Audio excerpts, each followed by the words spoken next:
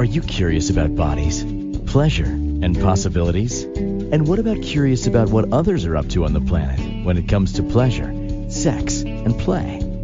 Have you considered what pleasure can do for your life, your body, and your bank account? Do you know something magical, delightful, and out of this world orgasmic is not only possible for you, but totally available to you? If you're ready to be the magical, sexual, sexy beast you know you can be, and you just need the tools to get there, you're in the right place. Now, here is the host of The Pleasure Zone, sex, relationship, and intimacy coach and Holistic Health Practitioner, Milica Jelenic. Welcome, welcome, welcome, my sweet pleasure seekers. I don't know if you guys know, but play is super important. I know that sounds weird when we're like, this is the pleasure zone, and that's like serious, right? Because that's for adults, and adults don't do play, do they? They should. Adults should do play. I'm going to say that word should. Play is integral to our growth, our health, both our mental health, our physical health, spiritual health, all of it. It's integral to our life and our living.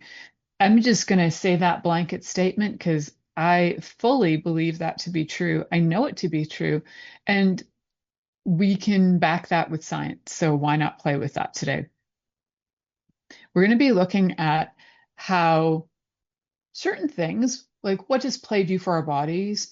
What does it help lower? Does it actually do anything? Does it bring in oxytocin? Does it reduce cortisol? Well, yes, we'll start with that. What else does it do? And what is play? And like, how do you invite playfulness into your life when, relationships are incredibly serious, right? You got the bills to pay. You got the sex to have at a certain time, at a certain day, in a certain way. It's very serious. There's a lot of serious things to be done. And, we have kids now. We don't have time for that. Like, I can't tell you how many people will say that, or that there's just no time. There's no time for that. We're busy people. If you have no time for your partner to either play with them, have fun with them, what are you doing? I don't, you're definitely not living your best life. If you're in an economic situation where, you feel like you have to work 45, 50 hours a day, maybe it's time to reevaluate what are you working that hard? Like, do you need to work that hard? Are you in a position where financially there's no other way? Is there a way to make it more pleasant and fun and playful? Are you actually enjoying life? There's so many things that I could backtrack on because usually it comes down to the choices we make. And I can say that from a place where I have lived at the brink of being homeless before. I have lived at the place where you're like, hey, my mom and I, there was a year I lived with my mom. I hardly made any money. Actually, that happened twice. It was the year before I had my child. I lived with my mom for a while, had barely any money, was doing some supply work just to try and make some cash, even though I'm not I don't know if you call it supply or emergency teachers. I don't know what you guys call it around the world, but we call it supply teaching in Canada. So we supplementary teaching. We supplement the teachers. And at the time, they were so desperate for teachers that I didn't even have a teaching degree. Right. So in the US, they call them substitute teachers. And I because I had a BA, I was able to do that. So lived with my mom. My mom was also trying to get her business going, and we pretty much lived off of whatever we could forage for quite a while. And if it was the season, we would forage different foods. Man, we had some times, and we still made it happen. So why I'm saying that is that, yeah, you've probably gone through stressful periods in your life. And the chances are, if you are able to listen to this show, then you've got a device somewhere. It's got some value that you've worked towards acquiring. So you're able to actually listen to this. So you're probably not in too bad of a shape You're working towards something in your life. So yeah, we can now add play. We can actually have fun. And how can you have fun? I think it's really important to look at what is fun for you, because fun for me and fun for you are very different. And one of the things I also look at with play, especially playfulness as medicine, because play is used as therapy, has been used as therapy for decades. And it's been used in different ways as therapy. We could go through all of them, but I don't want to spend the entire show talking about different types of therapies, because there are so many different kinds of play therapy, whether it's like sand therapy, whether it's using types of sort of like Gestalt therapy to act out situations, whether you're using uh, toys as representations of different things. There are many different methods. If you've ever or never read The Body Keeps the Score, you probably noticed that in there is also several different kinds of play therapy that are discussed in there on how to use play therapy for trauma. However, there's also play therapy and types of play for erotic play that are also for improving your sex life. So these are all like super fantastic tools to look at. So yeah, go grab The Body Keeps the Score. I'm a big fan of audiobooks. I find that I do better listening to audio and having a book sometimes to follow along with. But if you happen to have it on audio, it is great. Re-listen and listen again and again and again, because you're going to find you're going to learn a lot of things from it. So one of the things that I mentioned in kind of the write-up of the show is how we're going to look at things like how play is vital for long-term erotic connection, and how play and playfulness heal stress and release tension, and they can, and play can reignite erotic energy. I also mentioned the science of laughter and oxytocin, and also how play can transform conflict into connection. So I put a lot of content in here. I think I overestimated myself and how much information I can cram into one show. If it happens that I don't get through all of it, we will do a part two. But for right now, there is a lot of information, guys. The beauty is that there is a lot of information out there as well that you can find, that you can research. One of the key contributors to actually looking at play as a method for healing was a woman named Virginia May Axlin. And she was one of the founders of something called non-directive child-centered play therapy. And she modified another person's work, Carl Rogers' person-centered approach, and she modified that to be for children. So the short form of it is CCPT, child-centered play therapy. It's where you let the child lead the play and then the therapist follows. So usually you can get a lot of information out of kids through that. And I had prior to like really diving into a lot of information on play therapy, let's backtrack 30 years. I went to university for psychology, and some of the stuff that we would learn in psych classes, we would watch videos of different things. We would watch like developmental videos as well, like how children develop, and you could see at a certain age, like a child crawling across a piece of glass would all of a sudden become aware of dimension and space, and that they, could fall. But a child at a certain age younger doesn't perceive that, and they could just crawl across. So they do a lot of research with children, different things on watching how the brain develops and certain motor movements and certain things we can perceive. But they also did a lot of videos as well on different types of play therapy, and watching children as they would show you different things. And so when I was a nanny for 3.5, 4 years, something like that. I think sometimes I say 3, sometimes I say 4, because I think it was like right in between. Anyways, I was a nanny for a number of years. Those years, the kids that I worked with, so I worked only with one family, and there were 3 kids in that family. And like 99% of the time, everything we did was child-centered. So they would lead the day, I also had them like vote on things, like even lunch, like they had a say in everything. And I like to hope that that actually contributed to the people they are today. I have seen them since. I just saw them, all the kids actually, I just saw them in April and they're like in their 30s, which blows my mind.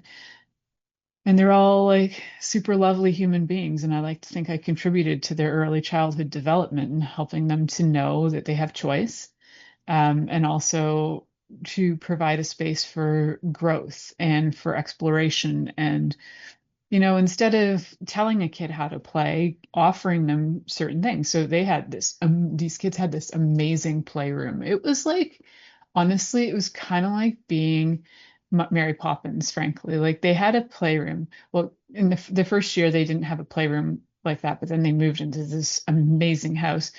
Um, and they had this giant playroom, and their mom had made it in such a way that they had like all these bookshelves, and then they had like a puppet theater, and then they had curtains that would close, and they had like a whole dress up center. It was like amazing.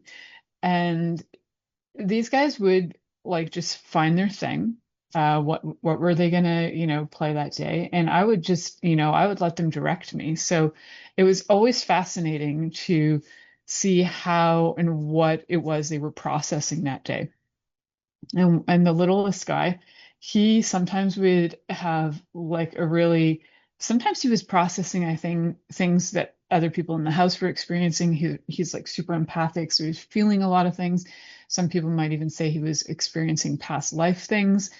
So he would get sometimes his sword out, and he was ready to like take on the world. He needed to be a knight. He needed to rescue people, and he would work through a lot of things, and he would work himself into a sweat defending everybody and everybody's life, just in case people are dying, and flinging himself off of furniture.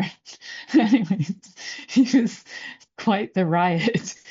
um and of course, if he was leading the play, we would all be engaged in that too. But each kid would have a turn to be the leader, which I felt was a helpful way, like that everybody got to do what everybody wanted to do. They also had the choice to not have to do that, but if you were going to be led, then you do what the leader is asking you to do. And so I found that to be really helpful in seeing what they were going through, but also so that they could, in their own way, work out whatever was going on with them, process through physical movement and play. They could process things. And there is research too that shows that, like, normally we need to hear something about 400 or more times in order to get it. But through play, you can get that information in a lot quicker. Between 10 to 30 times is what they're now finding, that through play, you can actually learn a lot faster. So a lot of stuff like those fundamentals that you learn in kindergarten, having play continue through school is far more helpful than trying to get kids to just like sit and um, memorize. Memorizing is not play. They would learn a lot faster through play. Just saying, putting that out there to the school board, who should know these stats, and to the Ministry of Education, who should also know those stats. But anyway, so child-centered play, both for learning, for self-expression, for processing, is fantastic on a daily basis, and also for somebody who feels like their child is going through something, it's going to be far easier for your child to go to somebody who does play therapy to work out their stuff than it is to just have them maybe sit and talk about all of it. So, different methods. So you've got the CCPT therapy, it's child-centered play therapy.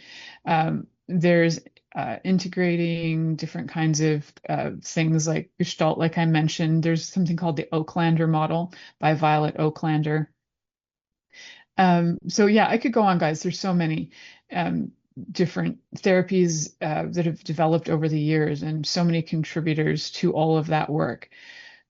So one of the things, because this is the pleasure zone, is we are going to talk about the different kinds of erotic play therapies that are out there as well. And we'll talk about that after the commercial break. So stick around. I also have a story for you about how I accidentally got married for the second time this weekend. I'll share that with you guys after this commercial break. You're listening to The Pleasure Zone here on Inspired Choices Network, and we'll be right back after this commercial. Are you secretly a voyeur, wondering what's going on in other people's sex lives?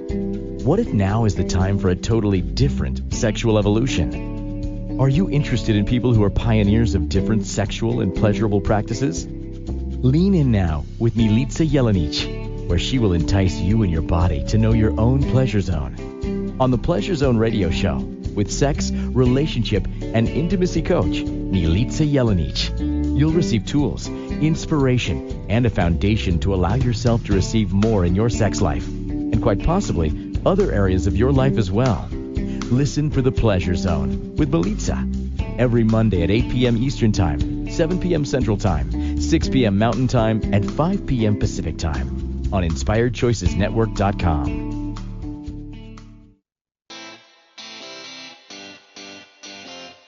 Are you a subject matter expert? Are you here to share your expertise with an audience waiting to hear from you in only the way you can deliver?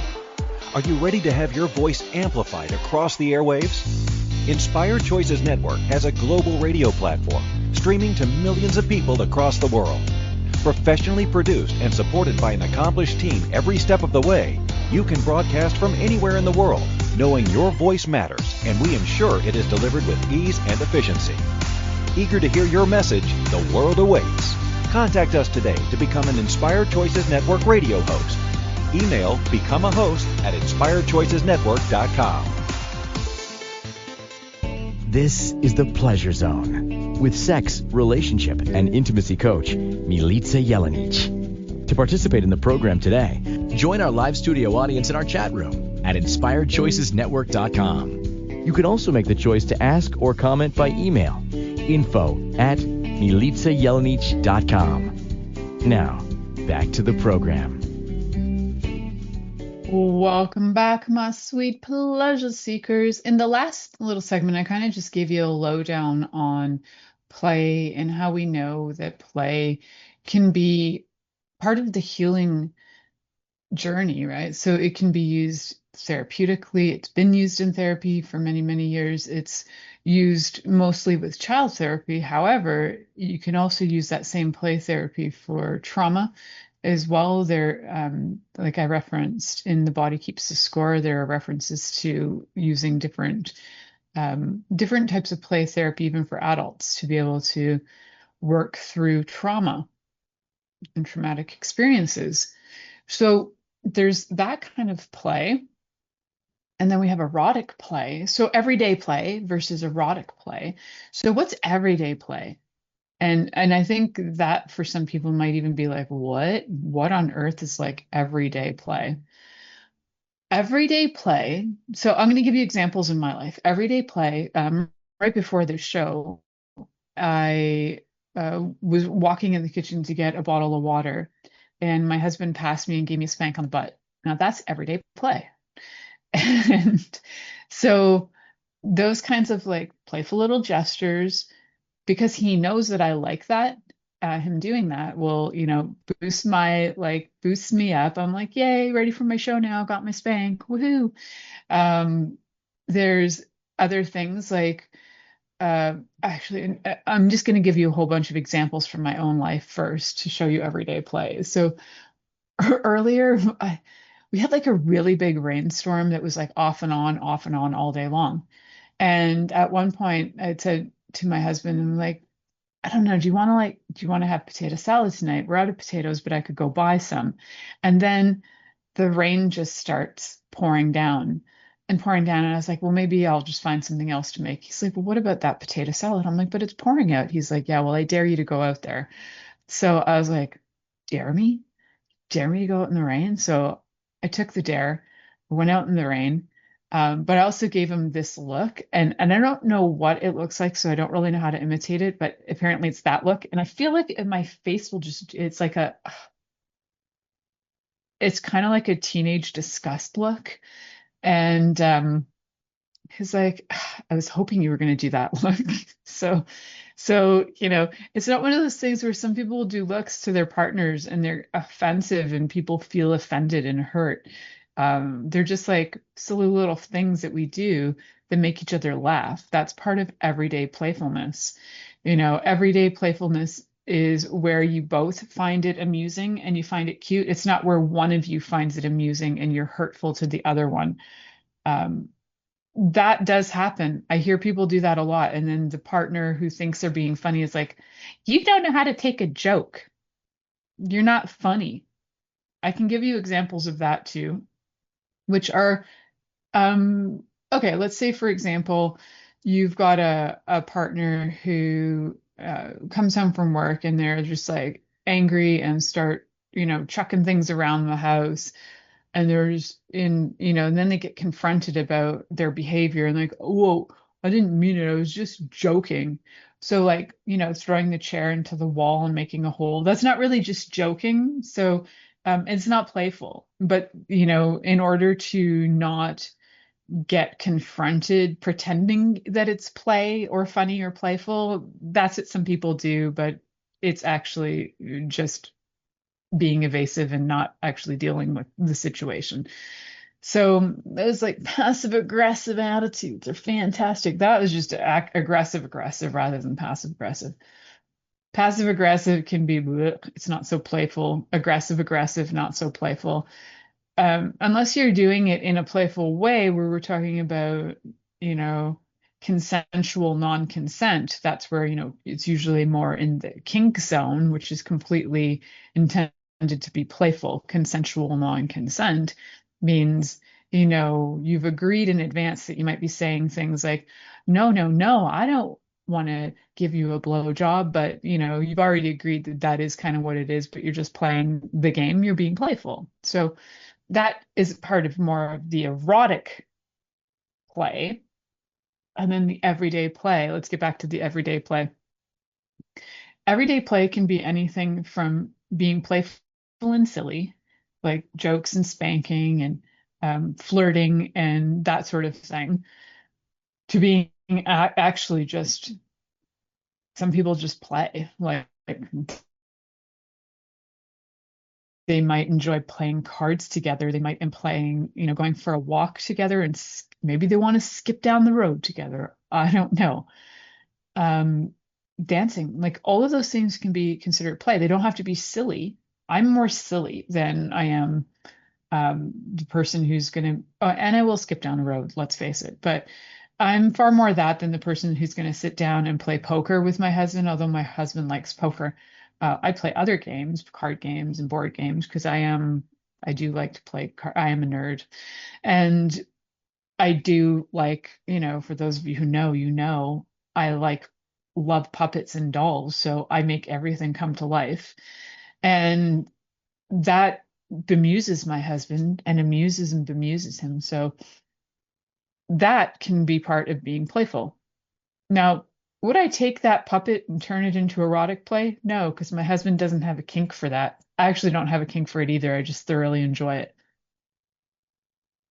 But can you take something in your life and create it into your erotic play? Yeah, you can. So how do you invite erotic play into your life? So first of all, you got to be willing to have sex not be so serious, because sex, I mean, the consequences of sex can be incredibly serious, like having a child or an STI. However, sex itself can be just incredibly fun and be a useful tool for releasing stress. And I've talked about this on some shows before about how a lot of people with ADHD also have hypersexuality. And one of the methods in order to reduce stress hormones in the body, they'll utilize sex in order to create oxytocin, reduce cortisol, and just have their bodies relax more. So can you just look at some of the things when it comes to erotic play? Erotic play doesn't just have to be your standard sex, for sure. That's when we can tap into the kinky fun world of different things. And if you haven't listened to any of my shows on kink, now's a great time to go back and listen to there's probably over 200 different shows on different things that I will talk about sex, and I will talk about kink on a lot of the episodes, even the ones on trauma, because kink can be an incredibly useful tool on reducing trauma and using kink as a playful erotic method to reduce all the different stress hormones, but also to shift trauma so that it's not still activating your nervous system. So you're not still in fight or flight. You'll go from having your body in sympathetic, like overdrive, to being able to calm down. So when we look at the different things for erotic play, I think one of the main things to think about is the keys that I've talked about before, which are communication, consent, and curiosity. So if you're with a partner and you don't even know how to ask for something, then the whole zone of kink and play can become really tricky because you got to learn the communication first. Not assumption, not reading between the lines, but actually have a conversation, because you need to know the limits as well. You need to know what are your safe words. You need to know, especially if you're new at it, and even if you're old, you need to know whether you feel safe and what needs to change, and then also aftercare and all the usual that goes with kink play. So erotic play is equally as important as everyday play. So everyday play is kind of like when we talk about core play, and it's like all the fun, playful ways that you can be with your partner during the day, even they don't seem to be sexual. They're just you connecting with your partner and having fun. Random kisses, random hugs. I personally, like if my husband's at the counter in the kitchen, I don't know what it is about him. I just always want to like dry hump him from behind. And after, 12 years of being together, you would think this doesn't surprise him anymore, but he still gets delighted and surprised by the fact that I dry hump him as if I have like a massive dildo on. And I don't. Like I don't have a strap on or anything like that, but it's the energy, my friends. Like I can deliver energetically. And he's not even a guy who like likes that, but coming from me because I'm such a dork, he allows it. He allows it. And I think he's moving into enjoying it. So it's not like he's ever been like, hey, can you just dry hump me right now? No, I'll just approach him, and he's never denied me dry humping him from behind. So that's a lovely thing. If he was like, hey, wait, no, no, no, no, don't do that. I would stop. So sometimes you can approach your partner. So if you've never read The Wheel of Consent, The Art of Gifting and Receiving, The Wheel of Consent, go read that. There are 4 different ways of consenting, right? So it's really important. Like that one, my husband was an allowance of me doing that. And so it was nice of him to just allow me to dry hump him, which is playful. So other playful things you can do is do just like nice little gestures during the day too, whether it's sending texts or whether you put a little, give each other little notes in, your lunches, or being playful can just show up. I don't even know, it just shows up. But I do realize for a lot of people, it doesn't just show up, because what happens is sometimes, as the Gottmans refer to it, as the 4 horsemen of the apocalypse show up, and there's things like resentment and all these other things that are coming in that are actually starting to pull away from you wanting to be in a relationship, and sometimes you feel like you're at that point of no return and you just don't even want to put the effort in anymore. So before you get to that place, this is like, let's make sure that you're taking the steps on a daily basis to enjoy your partner and be playful. Not everything has to be serious, but you do need to have serious conversations as well. And one of the best ways to be able to open up to have communication is to start with it being playful. It doesn't feel as threatening. And if you do have important things to say, you will get them said. If you've already gone to the point in your relationship where you've been with somebody for, a decade or several decades, and you've never truly said to them the things that are important to you, now's probably a good time for mediation. So either contacting somebody like me, who is a sex and intimacy coach as well as a relationship coach, contact other relationship coaches. They will give you tips and tools, but also get you to help you find your own solutions that will work for you. They'll guide you to that. Or go to a therapist if you need to talk it out, or go to a mediator, because there's a place of like no return where you're just living with somebody and everybody's miserable. That starts to affect everything. It will create more stress, which will create long-term health issues. And if you don't know how or why that happens, it can give you the lowdown on that. So you are listening to the Pleasure Zone here on Inspired Choices Network, and we will be right back after this commercial. Are you secretly a voyeur, wondering what's going on in other people's sex lives? What if now is the time for a totally different sexual evolution? Are you interested in people who are pioneers of different sexual and pleasurable practices? Lean in now with Milica Jelenic, where she will entice you and your body to know your own pleasure zone. On the Pleasure Zone radio show, with sex, relationship, and intimacy coach, Milica Jelenic, you'll receive tools, inspiration, and a foundation to allow yourself to receive more in your sex life, and quite possibly other areas of your life as well. Listen for the Pleasure Zone with Milica every Monday at 8 p.m. Eastern Time, 7 p.m. Central Time, 6 p.m. Mountain Time, and 5 p.m. Pacific Time on InspiredChoicesNetwork.com.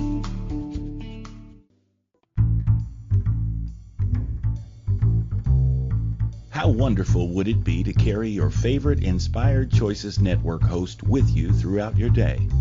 Well, now you can. Inspired Choices Network now has its very own mobile app. Our free app offers live streaming shows, along with thousands of podcasts and TV episodes. Our shows cover a wide variety of topics. Whether you're waking up with us, carrying us through the day, and taking us to bed with you, we're always here for you to enjoy. We're easy to find. Just search for Inspired Choices Network in the Apple App Store or Google Play Store. This is the Pleasure Zone with sex, relationship, and intimacy coach, Milica Jelenic. Participate in the program today. Join our live studio audience in our chat room at InspiredChoicesNetwork.com. You can also make the choice to ask or comment by email, info@MilicaJelenic.com. Now, back to the program. Welcome, my sweet pleasure seekers. Today we're talking about playfulness as medicine. And we know that play is used in therapy, and we also know that playfulness can be medicinal.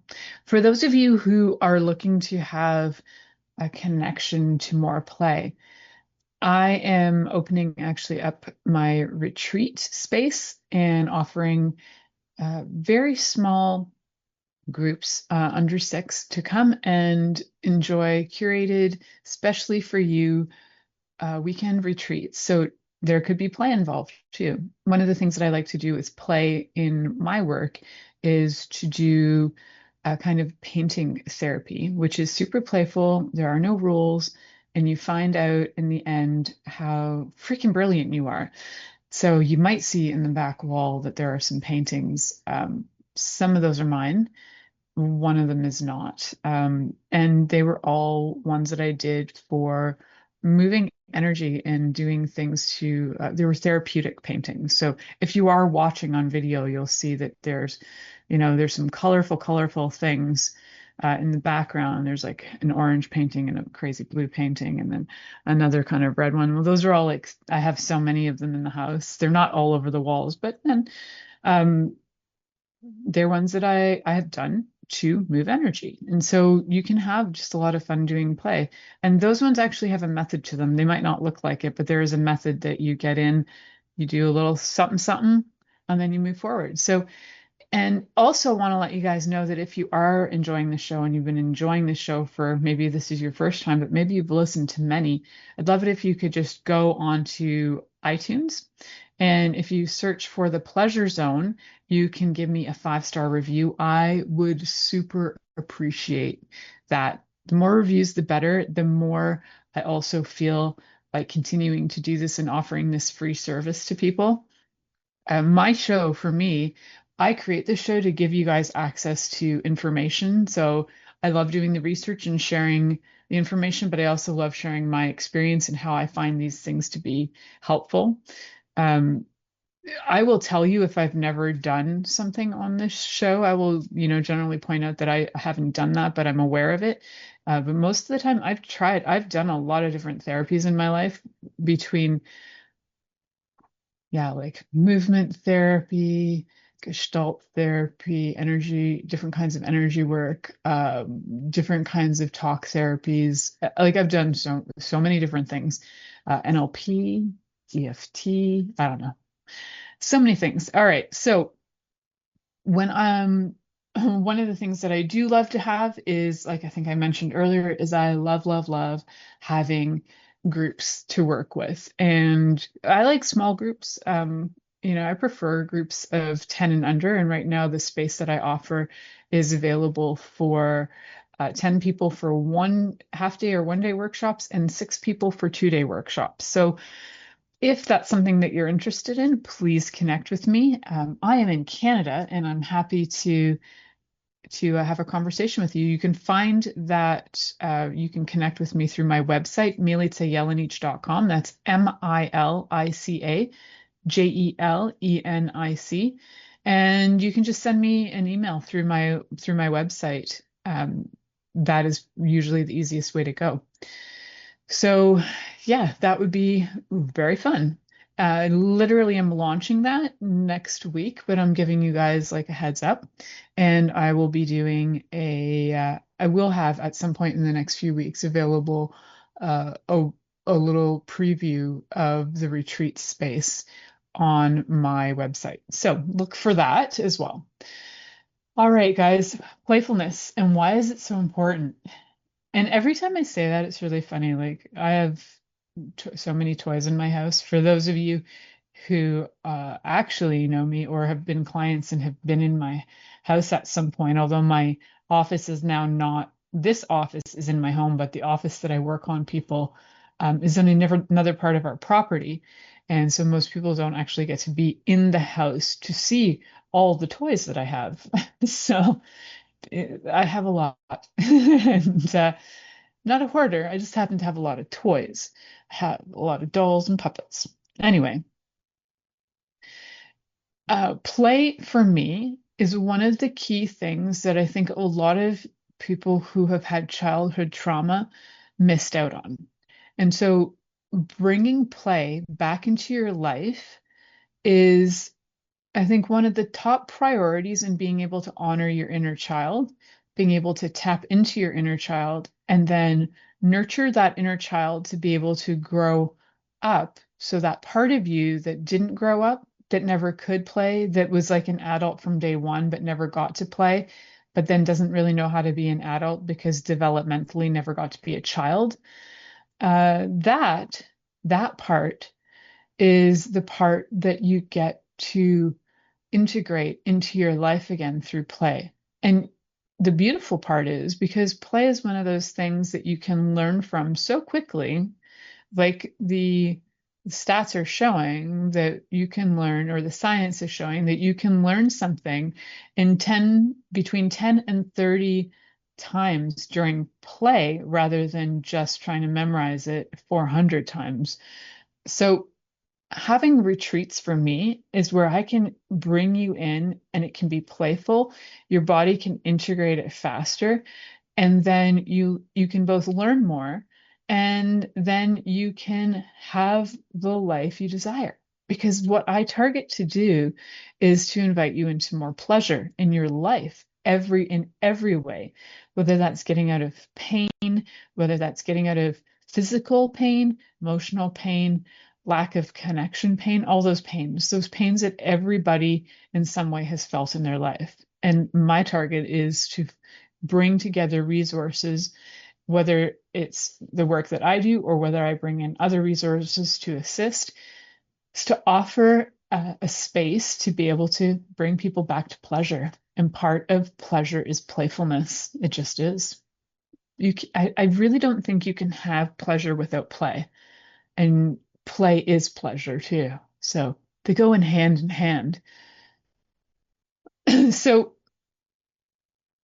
that was a bit of a tangent, kids. Sorry about that. So why is it so important to do this play? Why do we want to do it? Well, one of the reasons is, and I'd mentioned it earlier, that play lowers cortisol. It lowers cortisol because your body starts to get out of fight or flight when you're playing, even if, say, for example, you're playing a game of tag as a kid, you're running, you know that that game is going to be over, and there's a satisfaction with, say, tag, where you tag somebody and then you get a satisfaction. You get a little endorphin hit. You get a little, you get like hits of happy hormones during play. You know, you'll get your dopamine, you'll get your oxytocin, serotonin, and endorphins during play. Play, happiness, pleasure. So your body will drop the cortisol, get out of fight or flight, even if you're running. And it'll drop out of that because your body will switch over when it knows that it's in play and it's not under threat. So most people, though, when they run, their body doesn't know the difference and it will kind of kick into threat. You know, I don't know why I used tag as an example, but I did. But anyhow, so we're going to drop the cortisol, get out of fight or flight, and get into rest digest. So rest digest is where your parasympathetic mode comes in. So rest and digest. We want our bodies to be in that. We also don't want our bodies to be in that place where your parasympathetic has gone on overdrive and then you're in frozen, because that can happen too. What we want is your body to have everything come to calm, because in a place of calm, you can heal. So why is play healing? I'm just going to really simplify it. Play is healing because it allows your body to start to burn the cortisol, right? So you're getting rid of that. You're increasing oxytocin. You're increasing, your probably your dopamine, your serotonin, and your endorphins as well. Your body starts to relax. You might even start laughing. That also starts to help things, relax in your body. Your muscles might tense up temporarily, but then they relax when you're laughing. Your blood pressure will start to drop as well. Your heart rate will start to regulate. Your body will start to become happier. And guess what? Your body heals when it is in rest digest. It starts to heal. It otherwise doesn't. It's just trying to survive. So what also happens when your body goes into the rest digest parasympathetic mode is that your body starts to reduce inflammation. And we like that, right? So there's a lot of talk around inflammation and chronic issues out there. So we want to be able to increase all those happy hormones with, improving the mood through things like play and laughter. You'll also end up having better sleep and better recovery time. Even if you're like doing workouts and things, your body will recover a lot faster. Your body will recover a lot faster from other stresses as well. So not just like the physical stress of a workout, but your body will recover faster from emotional stresses as well. And that is going to help in general to help your body heal. So better sleep, better recovery, better healing, better health, more happiness, right?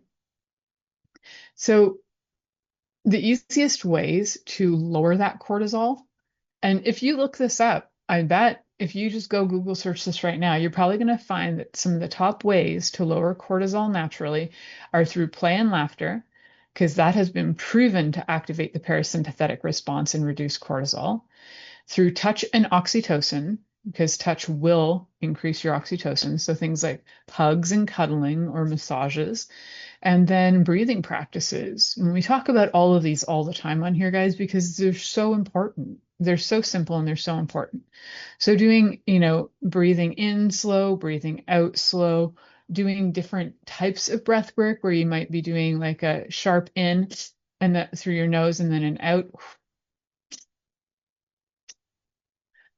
Just like a really sharp one. I hope you guys heard that snot inhale, and then out, and you feel your belly moving.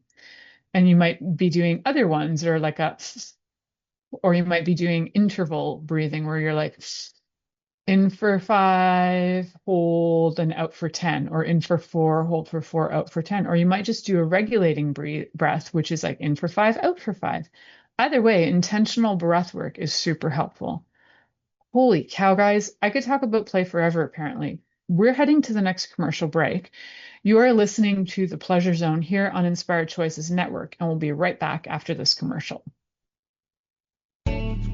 Are you secretly a voyeur, wondering what's going on in other people's sex lives? What if now is the time for a totally different sexual evolution? Are you interested in people who are pioneers of different sexual and pleasurable practices? Lean in now with Milica Jelenic, where she will entice you and your body to know your own pleasure zone. On the Pleasure Zone radio show, with sex, relationship, and intimacy coach, Milica Jelenic, you'll receive tools, inspiration, and a foundation to allow yourself to receive more in your sex life, and quite possibly other areas of your life as well. Listen for The Pleasure Zone with Milica every Monday at 8 p.m. Eastern Time, 7 p.m. Central Time, 6 p.m. Mountain Time, and 5 p.m. Pacific Time on InspiredChoicesNetwork.com. This is The Pleasure Zone with sex, relationship, and intimacy coach, Milica Jelenic. To participate in the program today, join our live studio audience in our chat room at InspiredChoicesNetwork.com. You can also make the choice to ask or comment by email, info@MilicaJelenic.com. Now, back to the program. Welcome back, my sweet pleasure seekers. I realized as we went to last break that I hadn't told you guys the second accidental marriage story. The accidental second marriage story. That's how it should be worded. So the accidental second marriage that happened on Sunday, September 21st, is quite amusing. All right, so here it goes, guys. My husband and I, and we were with my mom as well, we went to an event, a local event that is held at one of these old-fashioned villages, where everything is set up like it's the 1800s still. And we're wandering around. It was an event for Eastern Ontario homesteaders. And we're walking through the buildings, blah, blah, blah. And then walking to a building, I thought, oh, wow, that lace is so pretty. And all those like old wedding dresses are so beautiful. I just thought it was a display. I didn't realize that the display was there to lure you in. And then I got lured in and I walked into the building that had all the beautiful lace, not thinking much of it. No, my intuition wasn't on at that moment, I guess. And I walked into the building and I was drawn to these plates, and I'm looking at these plates, and I was like, oh, and I said to my mom, oh, I think those are like the fine bone china that I inherited from my grandmother. They look really similar to the pattern. Mom's like, yeah, I think they might be similar. So we're staring at this stuff, and my husband walks in, and so Mike walks in, and this guy accosts him, and I thought, oh my God, what happened? He literally yells in Mike's face, did you come here to get married? And he yells at him and Mike is like taken aback. Mike is 6'2". This guy is maybe 5'5", and he's in his face. And Mike is like a really gentle dude, and he has no idea why this guy is yelling at him. Plus, Mike is hard of hearing, has no idea what the guy is saying to him. And the guy asks him again, did you come here to get married? And I look at Mike and I'm like, what's happening? We're both scared. He grabs Mike and he says, just say yes. And Mike is like, okay, yes. We are now in a shotgun wedding. And I'm thinking, am I the one that gets to marry him? What's happening? I don't understand what's happening. Gets pulled off to the side. And the guy runs off and he's like, I'm going to be right back. And he goes and he says, I'm looking for the minister. And he runs around. And then he realizes that the minister is in the same building, but on the other side. And since the buildings are from like recreations of the 1800s, there's no lighting in here. The guy's like in a corner, hiding in a shadow, but wearing a giant green robe. Like you can't miss him. So he grabs the minister. Well, first he's like, fine, I'll be the minister. And then the minister's like, I'm the minister. So the minister comes over and is like, who's this man marrying? And the guy's like, well, this lady. And I'm like, you sure he wants to marry me? Like, we don't wear rings on our hands because of the work we do, but we have rings. So nobody would know if we were married or not married. And the minister grabs Mike, pulls him aside, is like, do you have the fee? And Mike's like, I don't know what's happening here. So they hand Mike some coinage from the 1800s. Mike pays the 6 pence for us to get married. And then this little 5'5" dude who was first going to be the minister representing, I guess, he wasn't truly supposed to be a minister, grabs me, and then he's the one walking me down the aisle, pulls me in front of the hearth. And next thing you know, we are having vows read to us by the minister, who, by the way, is actually a person who, what are they called?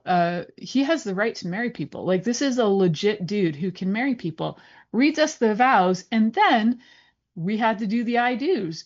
We did the entire ceremony. My mom was in the corner going, what the heck is happening here? The whole marriage takes place in less than 10 minutes, which is funny, but there were more people in that room than we had at our actual wedding.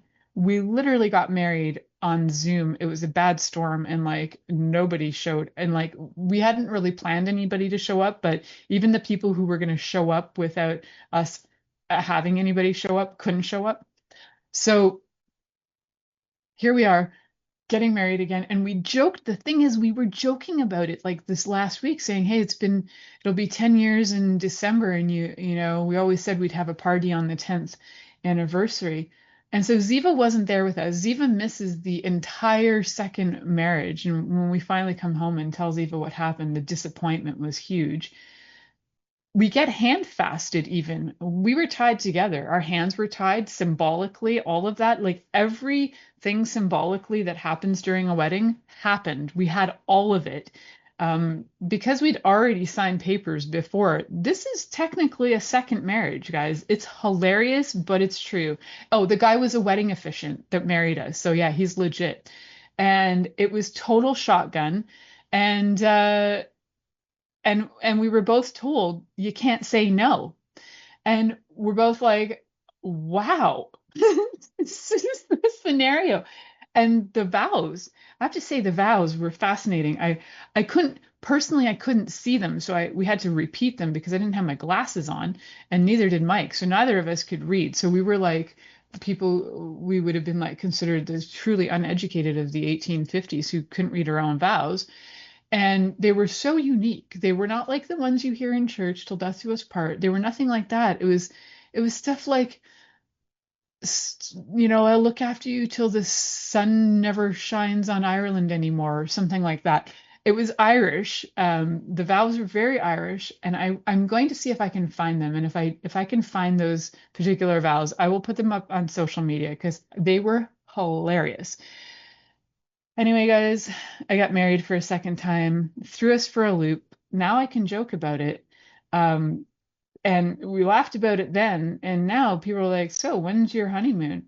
If it's anything like the last time, our first marriage, we didn't have a honeymoon right away. We waited a year.